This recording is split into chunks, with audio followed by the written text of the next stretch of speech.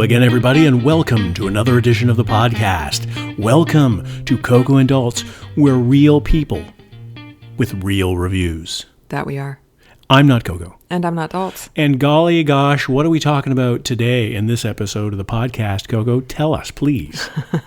So today we're bringing you a brand new episode of The Mandalorian. What? It's Season 2, Episode 2, titled Chapter 10, The Passenger. Mm-hmm. So after last week's completely pointless season premiere, Mando and the child go back to Mos Eisley to find Amy Sedaris, who is apparently the only person in the galaxy who knows how to find other Mandalorians so that Mando can get help reuniting Baby Yoda with his people. She says, I know somebody who needs a lift to a distant moon, and if you will give that person a lift when you get her to her destination, her husband allegedly knows where other Mandalorians are and can help you. And by the way, this is a frog lady. Yes, it's a frog lady who has a bunch of eggs, and she needs to get to the distant moon of Trask because her husband needs to fertilize those eggs. So this is like some kind of test tube thing going on. Yeah, here. it's like intergalactic amphibious IVF. Right, exactly. So Mando reluctantly agrees to ferry the frog lady to the distant moon of Trask, only on the way, a couple of X-Wings intercept them and do the intergalactic equivalent of running his plates and realize he's got, an outstanding arrest warrant. So Mando manages to lose them and crash lands on an icy planet, doing a lot of damage to his ship. Mm-hmm. While he is attempting to repair said damage, Frog Lady goes and finds a hot spring in a cave to take a warm bath and keep her eggs warm. Baby Yoda has all this time been trying to eat said frog eggs. And when Frog eggs, excuse me. And when he gets cock-blocked, he goes and finds another random egg in the icy cave to eat, which is a bad idea because it turns out he has now awakened the ice spiders in the cave. Apparently all those eggs are ice spiders. The big ice spider looks like the giant spider in Stranger Things. Yeah. So Mando, Frog Lady, and Baby Yoda have to run away from the ice spiders. They end up back in Mando's ship, and just when it seems like the giant Stranger Things spider is going to devour them, the X-Wings return and kill all the ice spiders because they're like, well, we found out that you've actually done some good stuff too, so stay out of trouble. We ran your plates, and it turned out you were a nice guy some of the time. Yeah, so stay out of trouble. And so Mando decides not to fully repair the ship. I guess he can't. So they take off to the distant moon of Trask, now in a space hoopty. A space jalopy. And that's where it ends. So we're still no closer to reuniting Baby Yoda with his people. And by the way, I should mention that one of the X-Wing fighter pilots is the dad from Kim's Convenience. And apparently the other X-Wing guy is Dave Filoni, executive producer of The Mandalorian. Oh, yeah. Yeah. Wow. So there's a little bit of inside jokes going on there. Yeah, totes. So, Daltz, what did you think of Season 2, Episode 2, Chapter 10, The Passenger? I liked it more than I liked the first one, which is perhaps not saying a whole lot. Backhanded compliment. Right. It kept me a little bit on edge because of the whole spider thing. But I will say it kind of had some, like the whole spider thing was just a cheap idea to me. Like the cave was crawling with millions and millions of spiders, and it seemed like it was intentionally transparent, try to get you scared. You know what I mean? Like it didn't feel like it was a natural thing. It's like we're gonna. So I'm wondering if the rest of the series is just going to be hop from one wild planet to the next. I was kind of wondering that too. I'm like, is this going to be the whole season? Like, because we can't reunite Baby Yoda with real Yoda on like Dagobah or whatever. So we got 8 episodes of space adventures. Right. And again, like this could have been the first episode too. Like it wasn't connected.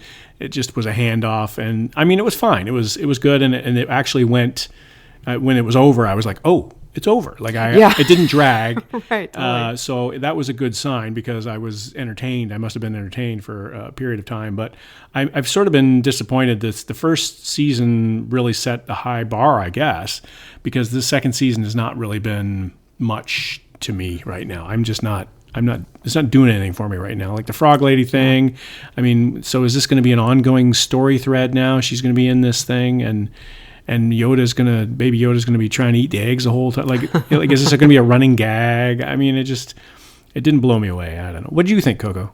So I'm like you. I liked it better than episode 1. Mm-hmm. I feel like this could have been the season premiere, and we just could have skipped over right. last week. It was still pretty pointless, but it was more entertaining. It was a good 12 or 13 minutes shorter than the season premiere, which I enjoyed because the season premiere was pretty long. Yep. I liked that there was less Amy Sedaris. The Amy Sedaris scenes felt a lot less forced. I liked her in season 1, but in episode 1 of season 2, she just didn't do anything for me. Yeah.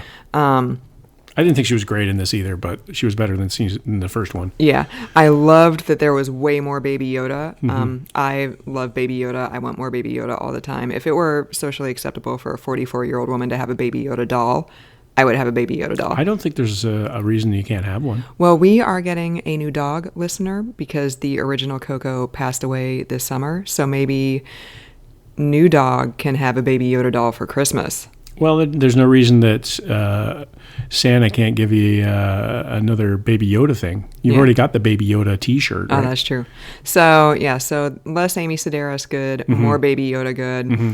Yeah, the frog lady I didn't really care about. The storyline was pretty pointless, but, I mean, at least they're maybe on their way to wherever Baby Yoda's people might be located. Like, at least they're not just still on Tatooine battling crate dragons, which, by the way, the crate dragon last week, so the ice spider this week reminded me of the spider in Stranger Things, and the crate dragon last week, I forgot to mention this, reminded me of, if you saw the remake of Clash of the Titans from about 10 years ago. Oh, yeah. Not the Harry Hamlin one. Yeah, not the Harry Hamlin one from the early 80s, but the one from 10 years ago with Liam Neeson and Sam Worthington. The Kraken in Clash of the Titans, the remake, looked like the crate dragon from last week. Like it totally looked like the Kraken. Not the Kraken from the early 80s one that looked like a Civil War general with mutton chops, but just a random CGI baddie that isn't really that scary. So. Come to think of it, the worm guy from the first episode reminded me of the worm guy from Dune. Oh, I never saw Dune. Which was a similar type creature in the desert underneath the ground, and everybody worried about it. So I liked this one better than last week. It's still pretty pointless. I'm like you. I'm wondering if this season is just going to be one-off episodes every week, like this week's adventure of the week in space. It's like Battlestar Galactica. Right. Like the old version. I'm not cool with that. I really want there to be more development and more storyline development. But this one, I was more entertained than last week. So last week's, I gave it a C. This week, I'd give it like a B-. Yeah, and I'd give it probably one frog egg up. You know, I mean, it just was, it didn't, like I said, it was better than last week's, but it didn't dazzle me. After last season, they did such a good job with last season, and they've got all the money, and they've got so many people who. This episode was directed by the person who directed Ant-Man. You're right. So they've got a ton of money to throw at this thing. The special effects were better this week than last week, but I'm like, it could be more. Mm-hmm. It should be more. I'm expecting more. Yeah. And it's not like I'm expecting Star Wars or anything like that. Like, I'm expecting Mandalorian. Like, I'm expecting what we saw. I want to see.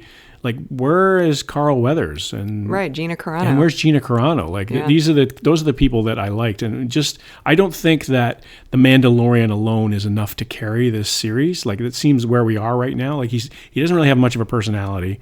Baby Yoda is, yes, cute and everything like that, but it's not going to. Baby Yoda hasn't shown us a lot of powers in this first 2 episodes, so there's not a lot there even compelling. So, and I keep waiting for Baby Yoda to just force his way, out of jams. Like, he could have forced the ice spiders. Like, he could have killed them all. Right. And last week, he could have killed the crate dragon, and instead, he's just sitting there cooing and looking cute. And they've got a pack a bunch of explosives onto a bantha or whatever that thing is, that giant like Tatooine wildebeest, and explode the crate dragon from within. Like, well, Baby Yoda could do that. Yeah, and I know you're a big fan of the Baby Yoda, but the Baby Yoda it's getting a little bit thin for me. You're on the couch tonight. Well, I know that's inevitable. After every podcast, I'm on the couch. But I think it would be better if there was some action from Baby Yoda. Like the cuteness is fine, but like, start twirling spaceships around or something like that. Yeah, he did the baby hand thing, as Carl Weathers said at the end of season 1. Yeah. So, like, he did a little bit with the eggs there, but he didn't really, like, all he had to do really is pop the lid of the egg container thing and then just have the eggs go up in the air one by one, and him standing at the bottom with his mouth open and like glub glub glub glub. So I think there's lost opportunity here. I think that there better be some payoff. And the trailer for the series, or for this series season, didn't really blow me away too much either. I mean, we saw Gina Carano, we saw Carl Weathers, but it didn't really have much in it that I was like, oh wow. And that's the trailer. So I'm hoping there's some delivery here soon, because I'm getting a little bored of the series. I mean, the good news is it's only 8 episodes. Right. And they're each under an hour long. Yeah. So it's a very limited time investment. But who would have thought we'd be saying after 2 episodes, like, well, at least it's only 8 episodes and at least they're all pretty short. Because, after the first season, when I was like on the edge of my seat every week, like dying to see what was coming next. And especially the season finale, like, it was pretty much a 2-parter that was just like, oh my God. And now I'm like, okay, when are we going to get to Dagobah? Like, well, okay. Well, and it seems like they're treating each episode singularly. Like in the previous season, there were singular episodes, obviously, but they were connected one to the other. And it was almost like there was sometimes a trio of episodes that were one story. You know what I mean? Like everything seemed like it was connected, and there was interwoven parts and everything like that. Whereas these are very much separate. Like, you don't have to. So far, these first 2, you don't really have to watch them in order. Yeah, totally. Like, if it continues this way, it's just going to be another TV series, like, an episode of Simon and Simon or something like that, where, you show up the next week and you don't necessarily have to have watched it the previous week. And Jon Favreau has written both of these episodes so far, and as I've said before, everything he does tends to come back. So, like, I'm sure we're probably going to see Cobb Vanth again at some point in the season. Like, we're going to see Boba Fett again at some point. Like, obviously the Frog Lady is going to be coming back next week because they haven't gotten to, the Trask Moon yet. But it's like, all right, well, when are we going to start getting some payoff? Because this is not a very good way to start a new season of a highly anticipated show that millions of people enjoyed the first season of. Yeah. And I think you're right, too. And you said that if this had been the first season of the series, then people wouldn't be paying their money for Disney Plus. Like, a lot of the reason that people subscribed to Disney Plus in the first place was, Mandalorian. That's why I subscribed to Disney Plus. Right. Well, you're a lot of people in my world, and I think I hope that's not a reference to my size. Yes, it is. I've been meaning to talk to you about your cookie consumption. You're big in my heart and big in the house, totally, and big in those pants. I'm aware. No. So, but I think that a lot of people had, their hopes set on this, and a lot of people are stuck in the house still, and they're going to be stuck increasingly as we get into the colder weather in the Northeast, especially. And if you haven't got Baby Yoda to look forward to in The Mandalorian, then, man, what else is there on Disney Plus? I mean, Irby Goes to Monte Carlo. I mean, I'm not discouraging people from watching that, but I'm just saying. Yeah. It's not new and leading edge entertainment. Wow. So far, this is barely an improvement over episode 1, listener. So I got to say, listener, that I had trepidation coming into this episode podcast, because I was thinking, I might not be just sleeping on the couch. I might be sleeping in the basement or in the car, because this is the second one in a row where I haven't really been crazy about it. But I'm encouraged that Coco is also of similar mind on this one. Really hoping that episode 3 is knocked out of the park. Right. It's got to be. Yeah. Totes.